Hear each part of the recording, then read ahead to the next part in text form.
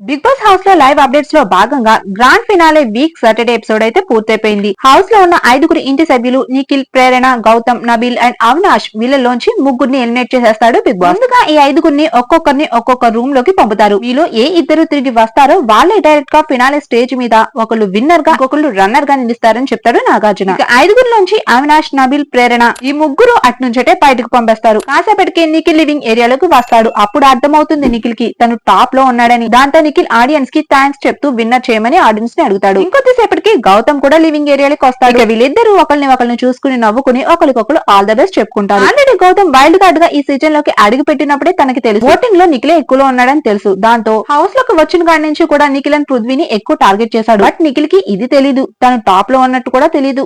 ఇక big boss and Nagarjuna వీళ్ళిద్దరికి all the best చెప్తూ ఫైనల్ లో కలుద్దామని చెప్తారు. మరి వీళ్ళిద్దరిలో విన్నర్ అండ్ రన్నర్ ఎవరవుతారని మీరు అనుకుంటున్నారు? మరి వీళ్ళిద్దరిలో విన్నర్ అండ్ రన్నర్ ఎవరవుతారు? Bigg Boss season 8 grand finale stage మీద గెస్ట్ గా వచ్చే సెలబ్రిటీ చేతుల మీదుగా ట్రోఫీని ఎవరు అందుకోబోతున్నారని మీరు అనుకుంటున్నారో మీ అభిప్రాయాన్ని కమెంట్ బాక్స్ లో తెలిపి ఈ వీడియోని లైక్ చేసి మన ఛానల్ ని సబ్స్క్రైబ్ చేసుకుని పక్కన ఉన్న బెల్ ఐకాన్ ని యాక్టివేట్ చేసుకోండి.